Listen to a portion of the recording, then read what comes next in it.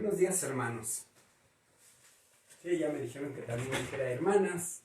Bueno, pues hermanos en la fe, todos lo somos, así que buenos días a todos y a todas.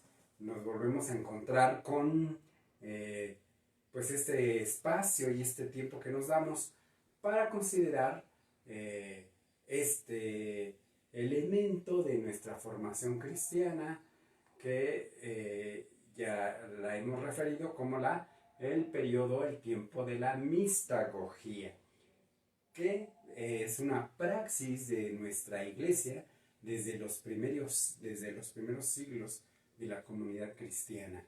Conviene que recordemos algunos elementos ya vistos que tengo entendido que pueden retomar, pueden releer, reescuchar, mejor dicho,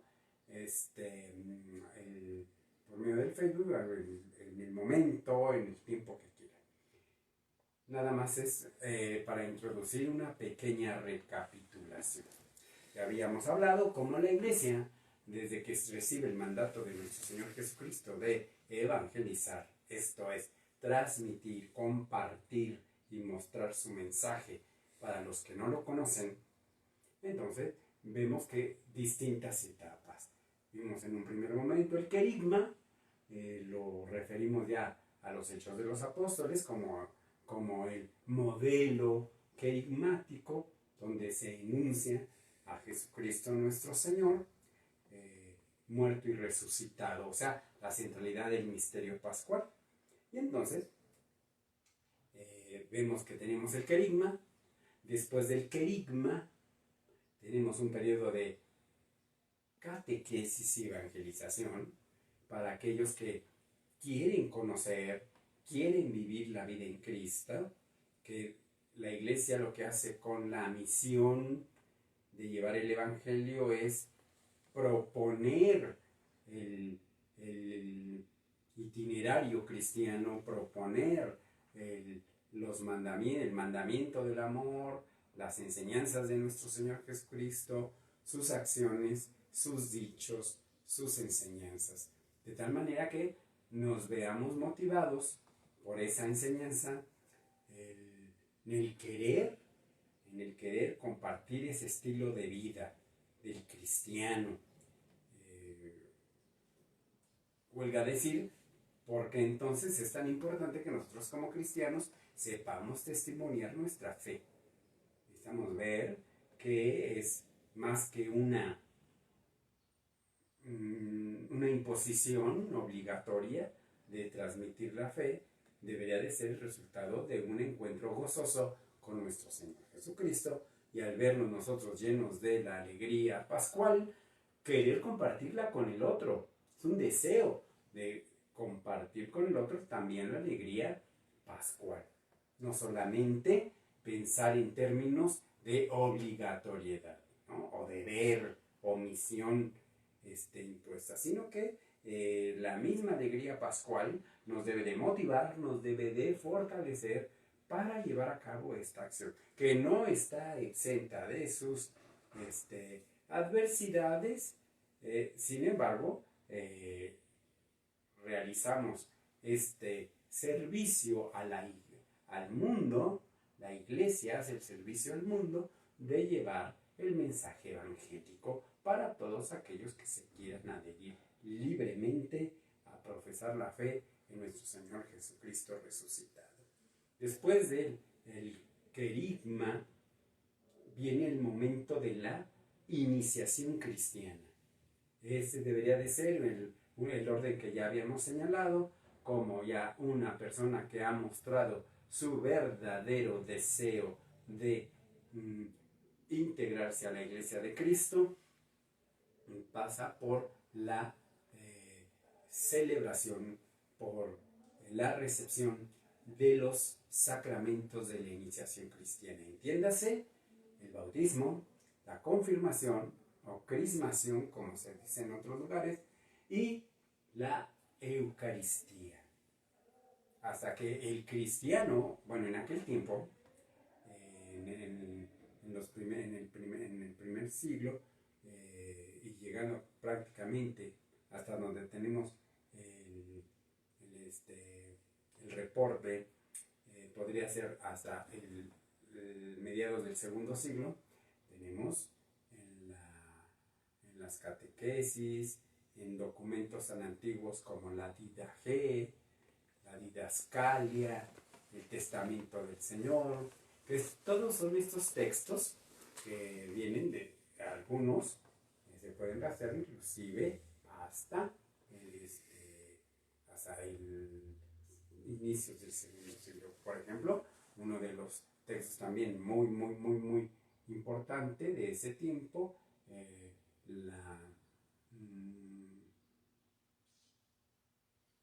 el texto adjudicado a Hipólito de Roma, de tal manera que ahí encontramos la referencia, la primera referencia después de los textos escriturísticos del Nuevo Testamento, en este caso de las cartas de los apóstoles, de los mismos evangelios.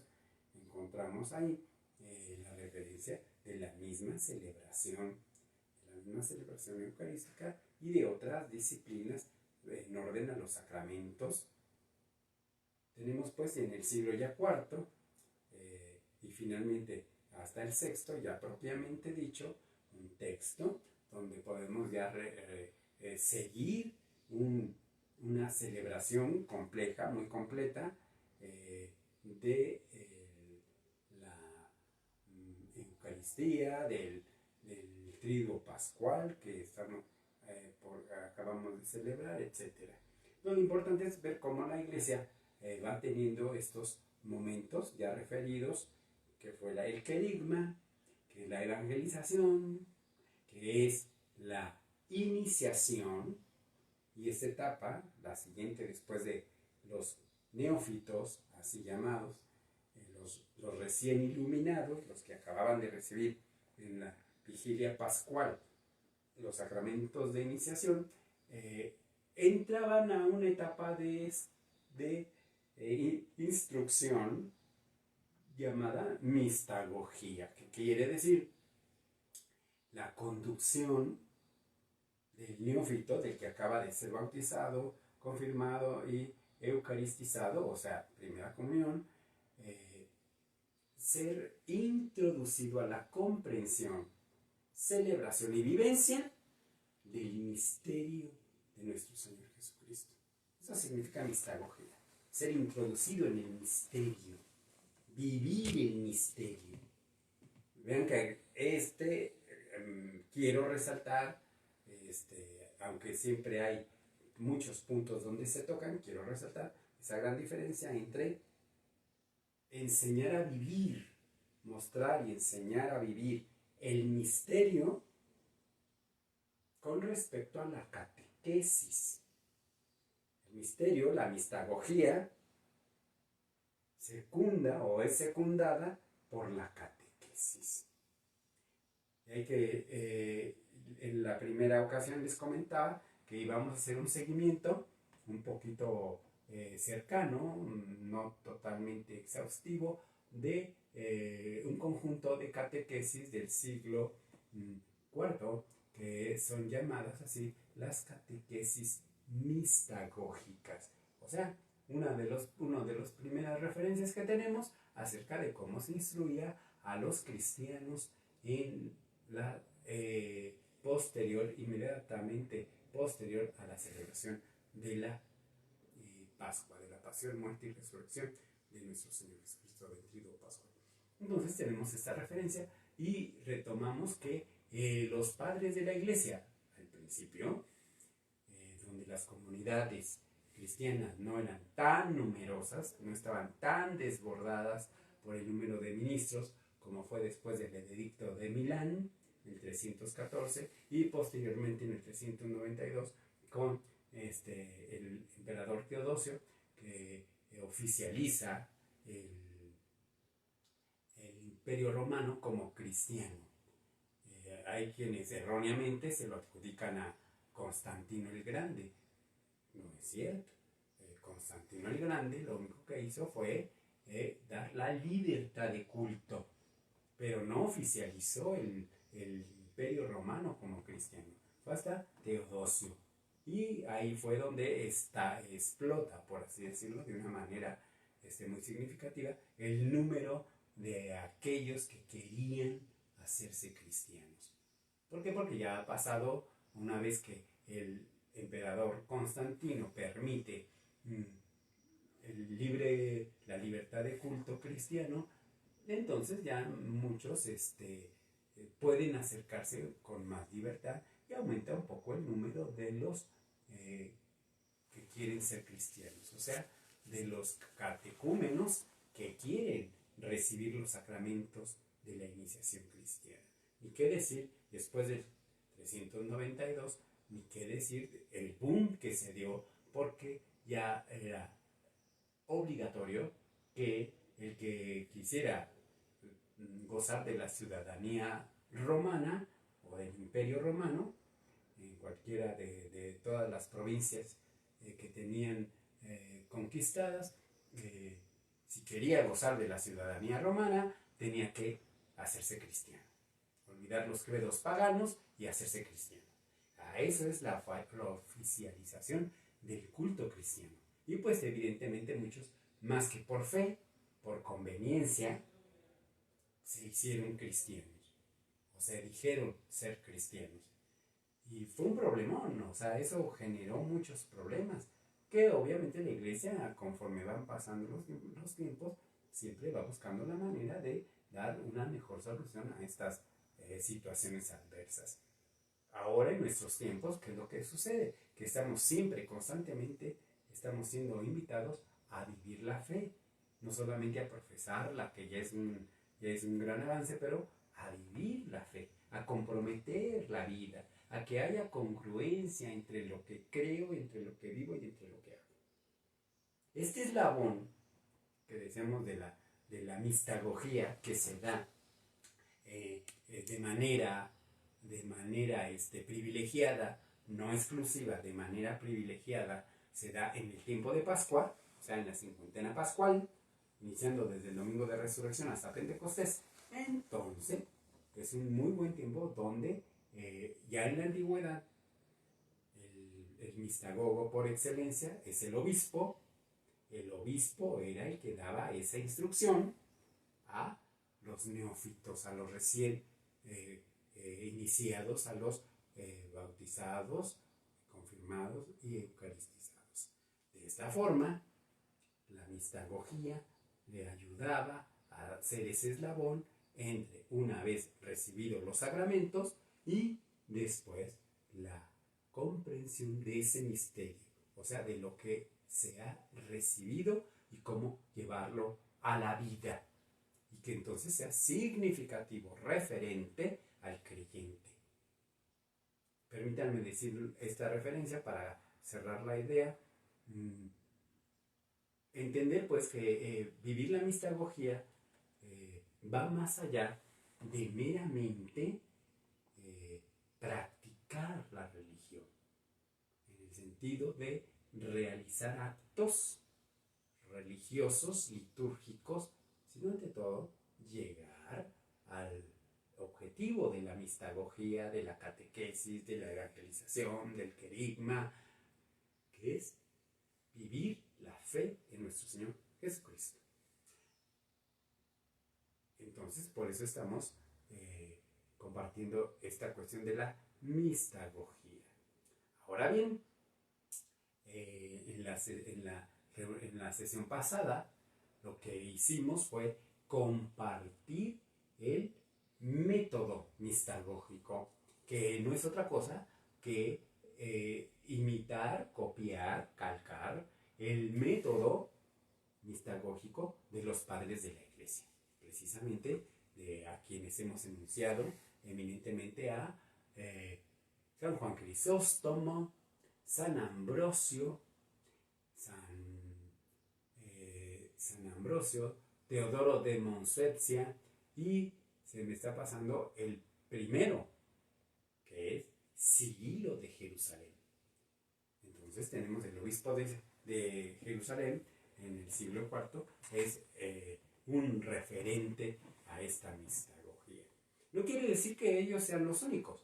O sea, esta esta dinámica mistagógica estuvo presente en la iglesia durante muchos siglos, hasta que de una manera muy inadvertida para algunos, pero sí de una manera suave, se fue haciendo una transformación en donde la iglesia de Occidente deja de lado la mistagogía para extender la catequética. Entonces fíjense cómo era la dinámica entre la iglesia actualmente, y como lo fue a lo largo de los siglos, actualmente las iglesias cristianas de Oriente han mantenido la mistagogía durante todos los siglos. Ellos tienen una gran tradición de formación mistagógica. En cambio, en Occidente, toda Europa occidental, África, ya después del 1592, el encuentro con el mundo americano, etc., toda la iglesia de Occidente optó más por una catequesis. Fíjense, mistagógica o mistagogía y catequesis, que no son dos cosas contrapuestas. Es simple y llanamente una en cada etapa y en cada momento donde se resalta lo mismo, que es lo que vamos a compartir el día de hoy: la centralidad del misterio pascual de Jesucristo muerto y resucitado, con distintos métodos, con distintos ritmos, por así decirlo, pero en toda la iglesia, tanto ortodoxa u orientales como iglesia occidentales, que es lo que hemos tenido como centralidad el misterio pascual de nuestro Señor Jesucristo. Ahora bien, vamos a retomar lo que compartíamos ayer de una manera muy sencilla, muy somera, que es el método mistagógico. Por ejemplo, ya sabemos en qué consiste el método catequético. El método catequético lo vivimos en primera instancia nosotros como cristianos, que es lo que hacíamos. Íbamos a las sesiones de catecismo, nos hacían aprender, repasábamos los 3 elementos básicamente. La primera de ellas, oraciones, aprender oraciones. El Padre Nuestro, la Ave María, el Credo, el Yo Confieso. Segundo, catequesis o exposiciones sencillas, breves, de los contenidos de la fe. Entonces ya en ello tenemos prácticamente pues el catecismo, empezando por presentarnos al Dios uno y trino, por presentarnos al Dios de la salvación del pueblo de Israel, después a la iglesia como nuevo pueblo de Dios, por la gracia del Espíritu Santo, y así sucesivamente. Y fuimos dejando, acá en Occidente, de lado no del todo, pero sí de manera tan explícita, se fue velando, se va diluyendo un poco los temas mistagógicos que ya se van insertando en la catequesis, aunque no con el nombre de mistagogía, pero que el resultado es el mismo: ayudar en la comprensión de los misterios para que los niños del catecismo vayan conociendo, viviendo, practicando todos los deberes propios de un cristiano. La iglesia no es que haya errado en esta metodología, sino simplemente que la iglesia confía y sigue confiando. Ojalá que lo lleguemos a cumplir, que los primeros maestros, los mistagogos, los que deben de guiar a los neófitos, a los jóvenes, a quienes son recién bautizados, confirmados y eucaristizados o primera comunión, los primeros en realizar esa tarea son los papás y padrinos de los bautizados. Papás y padrinos. Entonces, ¿qué es lo que ha pasado con el correr de los siglos?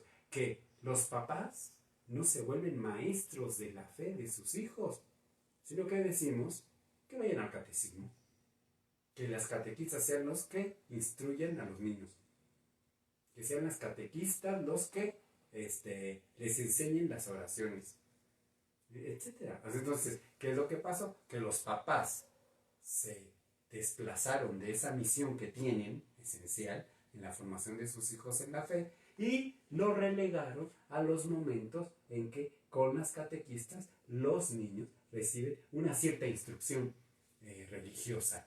No se trata de eso. No se trata de eso. De hecho, también en algunas ocasiones se ve con gran tristeza que en colegios donde se tiene estas propuestas de realizar catequesis, de realizar la catequesis escolarizada, de que los jóvenes en su escuela lleven la religión, la materia de religión, se ha relegado y se cree que con eso es suficiente. Entonces ya el niño ya tomó la clase de religión como una materia más entre las otras disciplinas de la ciencia humana y creemos que ya es suficiente. Y no es así. Los padres, pues, papás y padrinos, olvidaron o se relegó su gran misión de ser mistagogos. El método mistagógico de los padres que los padres de la iglesia nos heredaron, que es al final del día, pues un ejercicio de la misma iglesia, es muy sencillo. Recordemos los pasos. El primero de ellos era el iniciar con la celebración sacramental. De tal manera que los neófitos, los que ya se consideran suficientemente comprometidos a querer vivir la vida cristiana, son aceptados para recibir los sacramentos. Y cuando ya reciben los sacramentos, con la gracia recibida en los sacramentos, a llevar a cabo la instrucción y posteriormente seguir con una catequesis un poco más estructurada, sistemática, para que puedan tener un conocimiento, que ese es el detalle, esa es la nota que nos da en Occidente nuestra formación cristiana, tener un pensamiento ordenado, un pensamiento estructurado de lo que es nuestra fe. No es nada más, decíamos, aprovecho para cerrar y una vez más llamar su atención sobre esto, no nada más es lo que a mí me gusta de la religión, cuando experimento bonito de la religión, cuando haya en alguna celebración en la que pues yo estoy sensible o me es muy significativa, entonces me conmuevo y tengo sentimientos devotos porque me ha despertado esa sensibilidad. Está bien, es una expresión, no estoy diciendo que sea mal, pero de ordinario a lo que debemos tender es a que nuestro deseo, nuestra vivencia de la fe sea estructurada, sea ordenada, para que así, con menor esfuerzo y de una manera ordenada, pueda conocer y comprender un poco más a profundidad. Entonces decíamos, ¿qué es lo que hacían los padres de la iglesia, los grandes mistagogos de nuestra iglesia? En primera instancia, celebrar el sacramento, el misterio, la inserción en el misterio de Cristo. 2, presentar el dato bíblico, o sea, ver cómo en la Sagrada Escritura se me hace referencia precisamente a estos sacramentos que he recibido.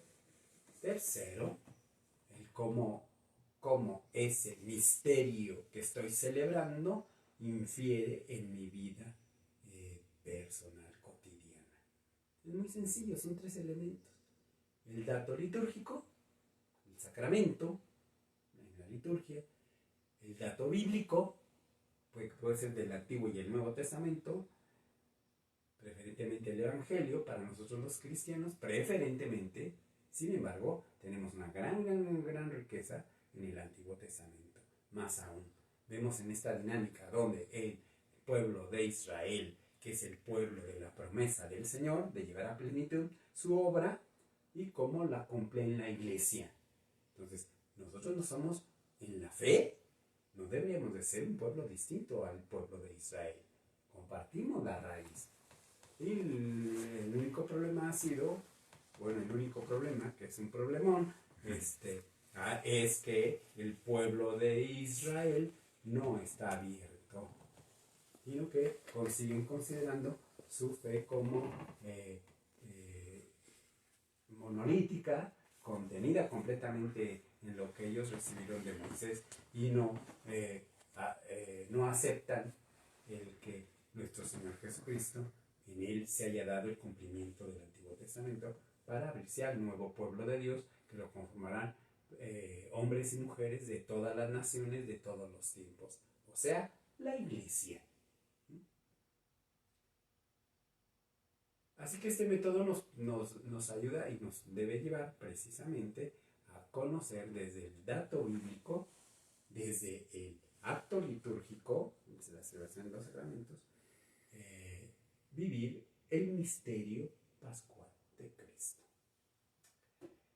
El día de hoy, esta era la introducción, era una pequeña recapitulación para reordenar, si se nos ha pasado algún elemento, reordenar el proceso que estamos llevando.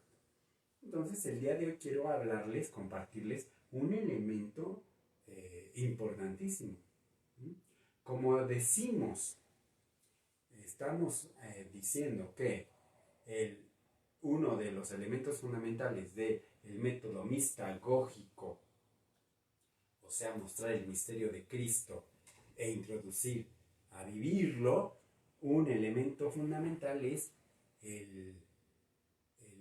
la celebración del misterio de Cristo. La Iglesia ha tenido a bien hacer un ordenamiento, o sea, a estructurar, a organizar el proceso de cómo irnos acercando por medio de la catequesis a la comprensión y a la vivencia del misterio de Jesucristo resucitado. Y que nosotros tenemos un instrumento que lo llamamos el calendario litúrgico. El calendario litúrgico tiene como base, es esencial porque tiene como base la comprensión de la celebración del misterio pascual de Cristo a través del tiempo.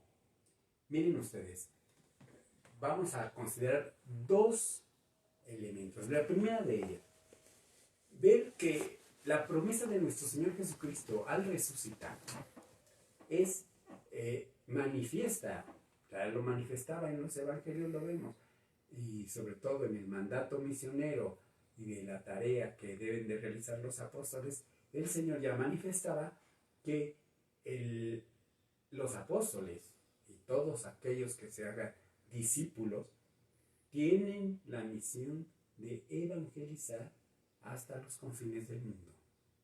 Los confines del mundo, que quiere decir llevar el evangelio a todos los hombres de todas las naciones, a todos los hombres, a todas las mujeres de todas las naciones, de todos los tiempos. O sea, la evangelización es inherente a la tarea de la iglesia. La iglesia siempre tiene que evangelizar. Que sí es cierto que a lo largo de la historia y a lo largo de ciertas regiones y demás, se crean métodos evangelizadores, unos más, otros menos, unos muy atinados que obedecen a la idiosincrasia de cada pueblo, etcétera, etcétera. Pero la iglesia siempre ha evangelizado de un modo u otro, buscando siempre precisamente ello. Entonces la iglesia vio a bien para unirnos, no solamente en la fe, todos creemos en Cristo resucitado, sino inclusive en la celebración litúrgica, que es nuestra segunda fuente. Entonces, ¿qué es lo que tenemos? Una organización, una estructuración de el ritmo de las celebraciones que nosotros llamamos el calendario litúrgico. Y si vemos aquí, vean, tenemos un subsidio, que quienes no pueden conseguir, que es el calendario litúrgico. Cada año en la iglesia se edita este calendario litúrgico donde se registran las efemérides al mismo tiempo que las efemérides del calendario litúrgico la cronología de cómo se conmemoran los santos y en especial como eje central el misterio pascual de Cristo. Después veremos algunas solemnidades y algunas fiestas en orden a nuestro Señor Jesucristo, como Corpus Christi, y otras a los santos, sobre todo y de manera preeminente la Virgen María, pero también todos los otros santos que a veces son de nuestra devoción, como en nuestra unidad que tenemos a San Judas Tadeo. Y acá la Virgen de la Inmaculada, aquí en Valle Dorado. Y en Corpus Christi, pues imagínate, el misterio del cuerpo y la sangre de Cristo. Entonces, mediante este instrumento que llamamos calendario litúrgico, vamos viviendo poco a poco el ritmo de las celebraciones que no solamente nos refieren las efemérides de los santos, sino al mismo tiempo nos da un apoyo para que también nosotros podamos ir profundizando nuestra fe de acuerdo al ritmo de la iglesia. ¿Recuerdan ustedes cómo, a grosso modo, recordemos un poco el calendario litúrgico en primera instancia, la denominación de año litúrgico, que está dividido en los grandes segmentos de los tiempos, llamados así ya, tiempos fuertes de las celebraciones? Entonces, empezamos el año litúrgico con el periodo del Adviento, después seguimos con el periodo de la Epifanía Navidad, después de la Navidad o de la Epifanía, después tenemos un pequeño segmento del tiempo ordinario para dar paso después a la Cuaresma, después a la Pascua y posteriormente a todo el tiempo que ahora se le llama tiempo ordinario, posterior a Pentecostés. Entonces, el hecho de que la Iglesia ha estructurado el calendario litúrgico de una manera, no solamente en la parte eucológica, ¿recuerdan esta palabra? La palabra eucológica, que significa las oraciones que tenemos en nuestros misalitos mensuales, en el misal romano, en los sacramentarios antiguos, etc. Son las oraciones que se han proclamado la Iglesia a lo largo de los siglos. Entonces, tenemos las oraciones, los prefacios. En este octavario que terminamos, el de Pascua, con la secuencia de Pascua, vamos, todas esas oraciones también nos ayudan, ¿no? Bueno, mejor dicho, nos ayudan cuando estamos atentos a eso y cómo se nos va marcando este ritmo de ir introduciéndonos al misterio de nuestro Señor Jesucristo. Distinto a la mistagogía, que es un tiempo específico para poder hablar, para poder reseñar los actos litúrgicos de la iniciación cristiana y a partir de ahí instruir a los hermanos que se han agregado a la Iglesia de Cristo e instruirlos en su comprensión, en su vivencia ante todo. De tal manera que vamos a referirnos a esta dinámica del año litúrgico. Lo primero que quiero remarcar, lo cual es siempre muy sano, y siempre recordar que la Pascua de nuestro Señor Jesucristo, esto es, el paso de la muerte a la vida, a partir de la celebración de los ritos del Triduo Pascual, es la centralidad de nuestra fe. La centralidad. Tan es así que aunque hablamos de un año litúrgico y de una estructura que se va dividiendo en solemnidades, en fiestas, en celebraciones ordinarias, sencillas, por así decirlo, nunca perdemos de vista que en todas las celebraciones eucarísticas estamos celebrando, decíamos, la centralidad del misterio pascual de Cristo. O sea, todos los días, martes, miércoles, jueves, mientras se celebre la Eucaristía, estamos celebrando la pasión, muerte y resurrección, enfaticemos, pasión, muerte y resurrección de nuestro Señor Jesucristo. El hecho de que entendamos cómo el ritmo del calendario litúrgico nos va orientando para vivir esa centralidad de la pasión, muerte y resurrección de nuestro Señor Jesucristo, no solamente es una cuestión mecánica, sino es ante todo una cuestión dinámica, y que no se circunscribe solamente a que nosotros recordemos efemérides, ¿no? Porque luego caemos en esa trampa de decir, ya estamos en Cuaresma, ya se viene la Cuaresma, ya viene la Pascua, y como que vamos viviendo estas, el año litúrgico meramente efemérico, de cuando toca la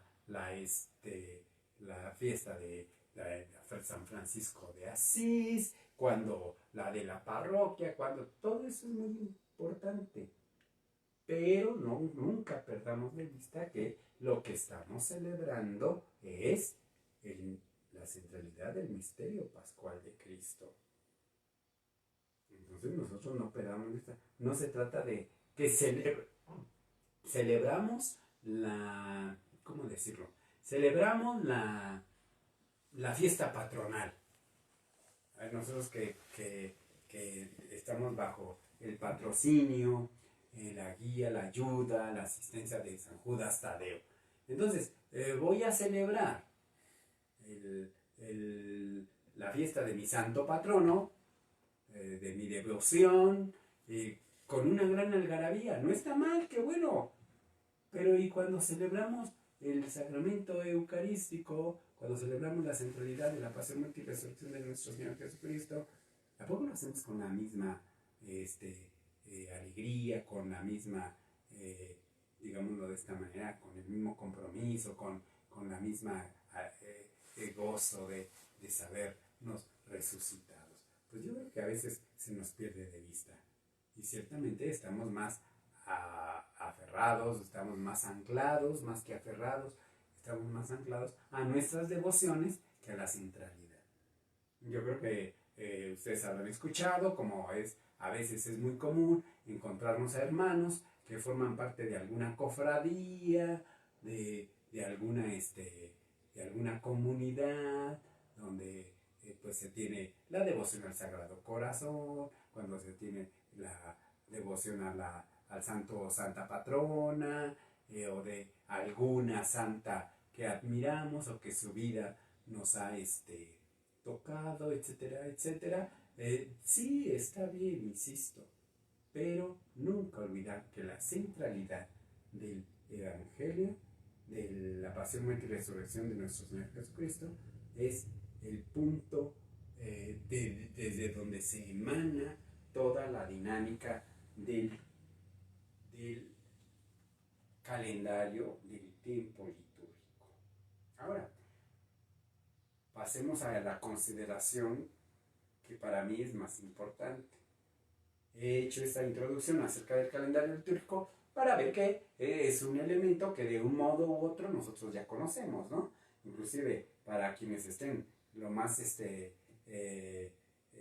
sencillo posible respecto al año litúrgico, todos los domingos, en la gran mayoría de los de los templos no es una cuestión que sea obligatoria para todos los templos, pero en algunos templos cada domingo nos ponen a nuestra disposición la hojita dominical donde vienen las lecturas, donde vienen las oraciones, donde vienen algunas referencias bíblicas para poder entender un poco más el misterio y demás. Entonces nos da nuestra hojita dominical. Entonces, eso nos ayuda bastante, pero es muy bueno que nosotros ya de manera automática, o mejor dicho, de manera constante y presente, tengamos en cuenta que lo que celebramos es en el año litúrgico, el misterio de la pasión, muerte y resurrección de nuestro Señor Jesucristo. Y lo que decía, que nosotros tengamos presente la dinámica del tiempo litúrgico. Fíjense, sé que es una contradicción, en cierta manera, decir la celebración en el tiempo de Dios. Digo, es una contradicción porque sabemos que en Dios no hay tiempo. Dios no está sujeto, como nosotros, los seres humanos, al devenir de los eventos. De tal manera que vamos progresando, vamos avanzando, vamos creciendo, vamos madurando. Pero también nos vamos perdiendo, nos vamos equivocando, nos vamos errando en nuestra manera de vivir la fe. Entonces, ¿qué es lo que necesitamos? Bueno, considerar esa centralidad, pero al mismo tiempo ver cómo la centralidad del acto salvífico de Cristo se perpetúa en el tiempo. Todos sabemos, nuestro Señor Jesucristo murió y resucitó, y ese ha sido el evento salvífico. El evento salvífico. El máximo evento salvífico. Ahora, se dio en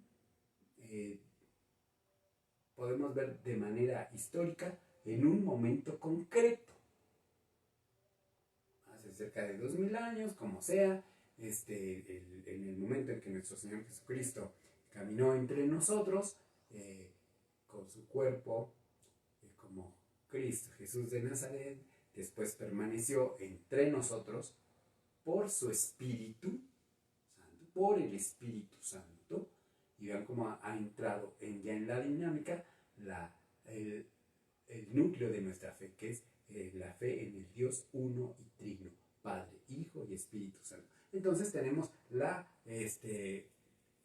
presencia de nuestro Señor Jesucristo en cuanto a esta dinámica que se perpetúa en el tiempo. Lo que ha hecho nuestro Señor Jesucristo es una acción que en el plano temporal se perpetúa, se continúa. Y eso es lo que tiene el calendario litúrgico.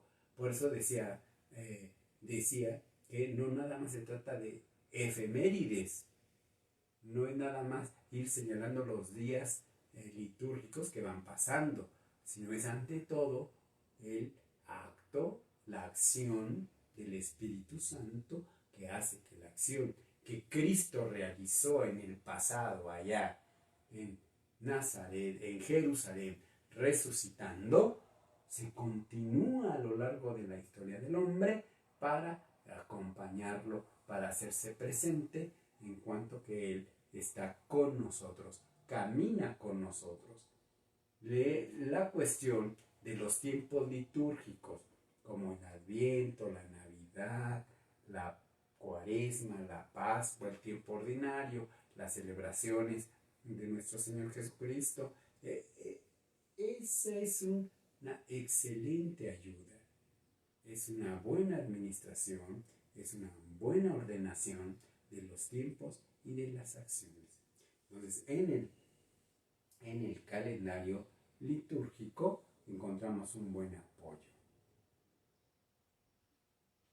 Finalmente, retomamos que la mistagogía, por lo tanto, no hay que confundirla, dado que tomamos como elemento fundamental el dato litúrgico, La mistagogía no es meramente una, ¿cómo decirlo?, una explicación litúrgica, sino es la invitación. Y eso cada quien, dependiendo su disposición, lo realiza de una manera más rica o de una manera más entorpecida, ya dependerá de cada quien. Se trata de celebrar el misterio, de vivir el misterio, de lo que repercute para mi vida, eso que digo que celebro. Dice Melitón de Sardes, hace una invitación que para mí es muy significativa y les comparto.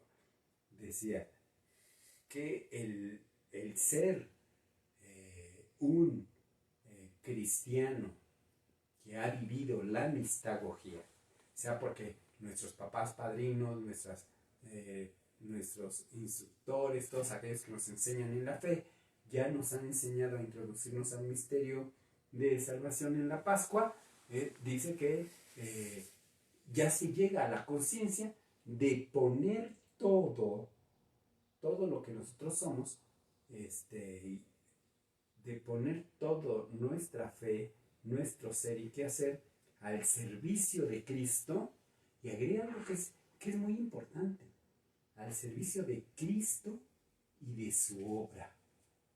Fíjense, esto es importante, es un binomio que no podemos separar, no debemos, mejor dicho, separar.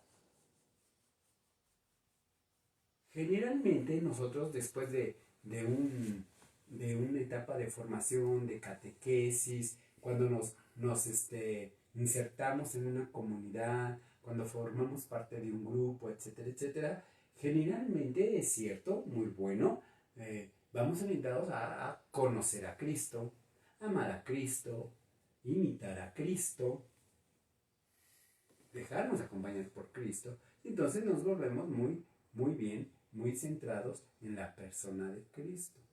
Pero ahí está una pequeña trampa, que nosotros podemos pensar que a través de nuestro crecimiento cristiano, en lo que yo me he fortalecido y veo mi crecimiento es en mi fe puesta en nuestro Señor Jesucristo. Creo en Jesucristo, qué bueno, qué bueno. Pero está el binomio que debemos considerar, que es amar a Cristo, pero también creer y comprometernos con su obra. Porque miren ustedes, es muy sencillo poder decir que yo creo en Cristo y sostenerlo a rajatabla y verdaderamente convencido y con una gran certeza de que yo amo a nuestro Señor Jesucristo, creo en nuestro Señor Jesucristo, y también otra muy distinta, comprometerme con su obra. No nada más creo en Jesucristo, me comprometo con su obra. Y en ese caso es lo que el Señor pide a sus apóstoles precisamente en estas lecturas del tiempo pascual. Es, creo en Cristo y me comprometo con su obra. Yo ahora, ya como cristiano, me toca realizar para el bien de mi comunidad y para bien de mi propio crecimiento espiritual, realizar las obras de Cristo.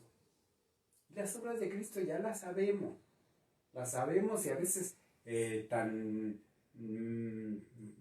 mal atinado está nuestra referencia hacia el compromiso con el Señor, que nos quedamos a la mitad y nos olvidamos que estamos comprometidos a la obra del Señor. Nosotros, sus discípulos, hemos sido enviados. Nosotros, sus discípulos, estamos siendo llamados a continuar la obra de Cristo en nuestras vidas. A veces, recordarán bueno, lo vamos a ver cuando conmemoremos la ascensión de nuestro Señor Jesucristo, que incluso, si no recuerdo, se escucha muy seguido un canto donde efectivamente dice que el Señor nos dejó para irse al cielo, ¿no? De tal manera como si el Señor se trasladara hacia los cielos más altos, pero que ya no tiene nada que ver con nosotros. como si nos separamos.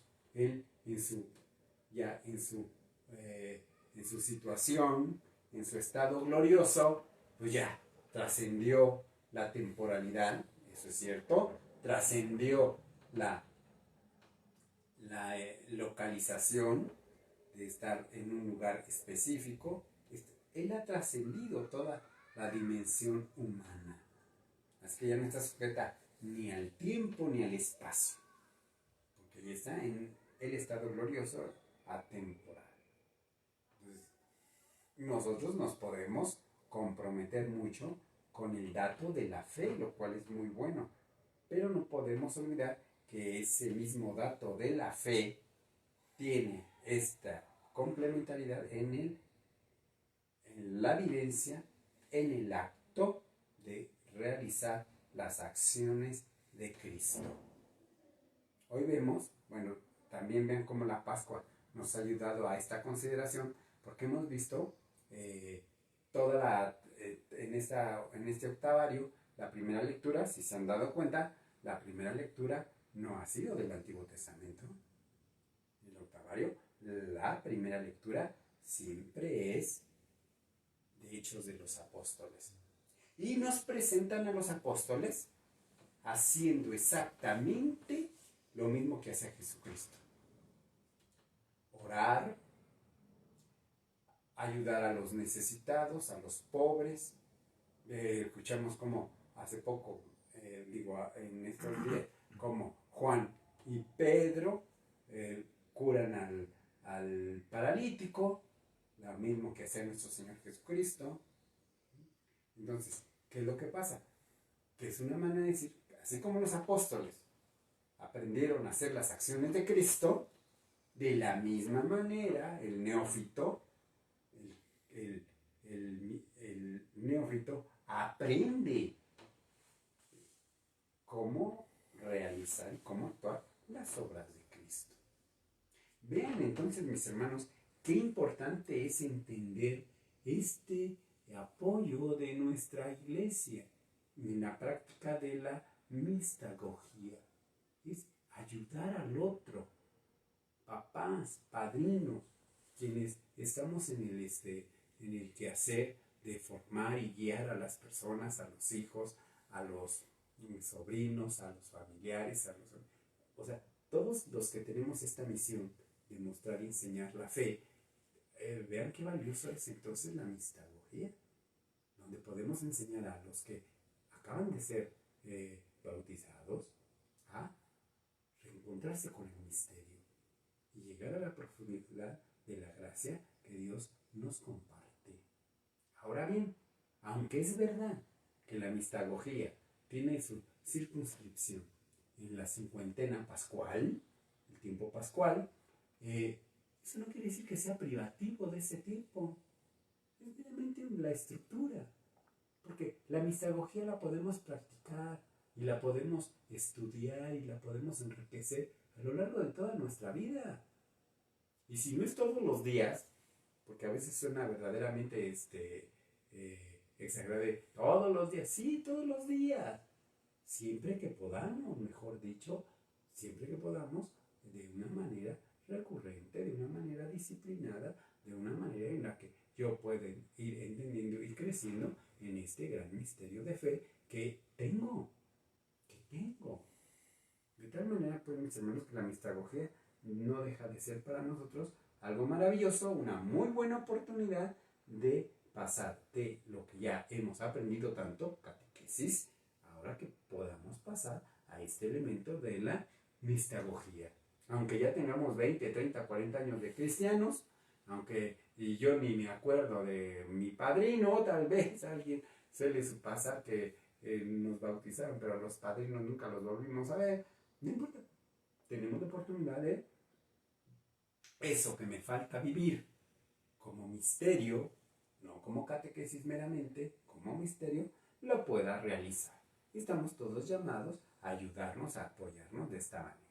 De aquí que el día de hoy entendamos que el tiempo litúrgico es importante, porque estamos inmersos, y déjenme decirlo de esta manera que me parece muy plástica, estamos insertos por el Espíritu Santo, no por nosotros, porque nosotros ya fuimos bautizados, hemos recibido el Espíritu de Dios. Por el Espíritu Santo, nosotros estamos insertos en el tiempo de Dios, en el tiempo continuado de Dios. Porque les digo, parece una contradicción hablar de Dios que es eterno y decir que estamos en el tiempo de Dios. No, Dios no tiene tiempo. Se manifiesta en el tiempo. Se manifiesta en el tiempo para nuestro provecho. No para provecho de Él, definitivamente. Sino que en el tiempo, entonces vamos conociendo este gran misterio de fe. Por ello, permítanme señalar, y con esto concluimos, permítanme señalar que el tiempo del hombre es potencializado, es orientado por el tiempo de Dios. Y como este misterio de nuestro Señor Jesucristo, cómo es que nos acompaña y que nos ha acompañado desde siempre nos ha acompañado, pero cómo se fue manifestando de una manera pedagógica hasta llegar a la amplitud y a la plenitud de los tiempos y al signo y a la enseñanza del misterio de nuestro Señor Jesucristo, tenemos entonces una dinámica que podemos seguir a través de nuestros calendarios litúrgicos.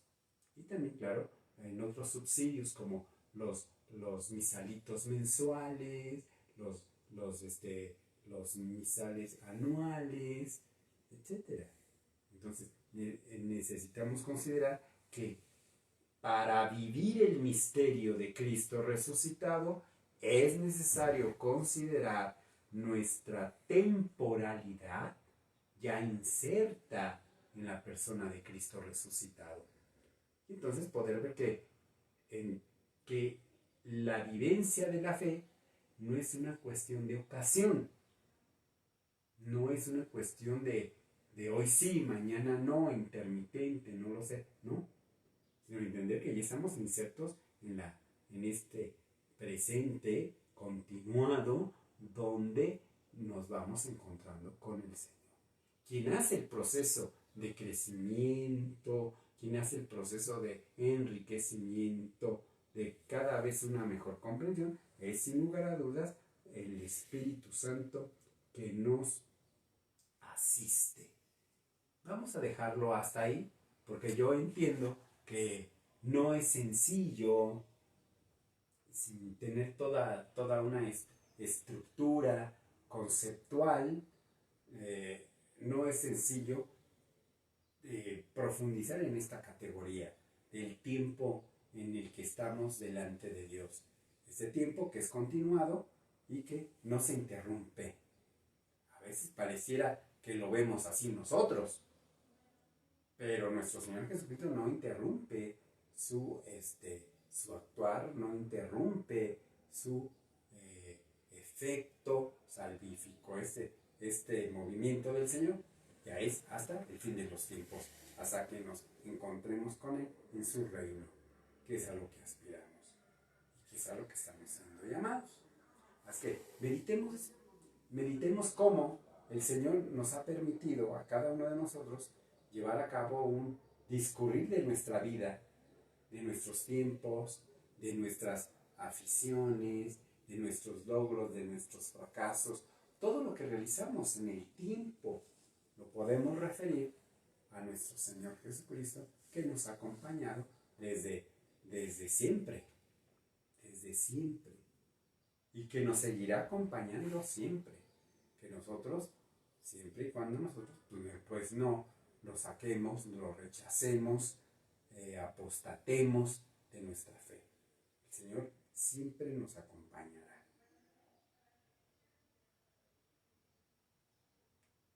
Muchas gracias y Dios mediante nos reunimos el próximo lunes.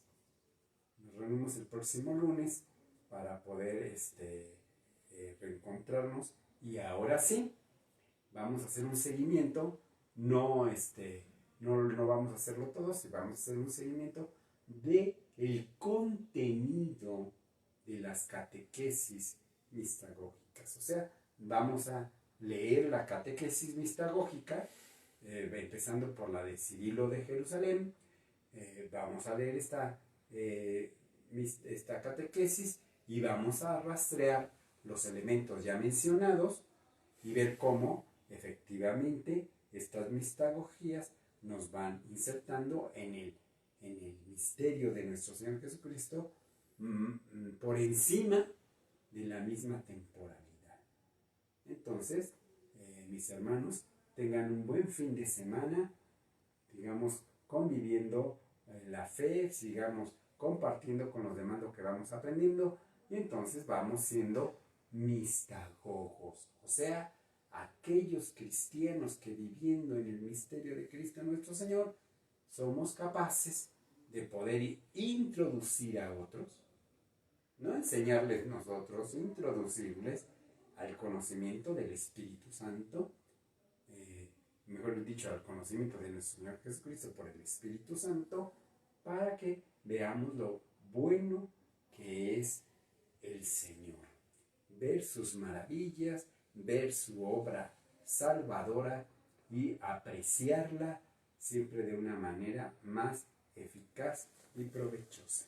Muchas gracias.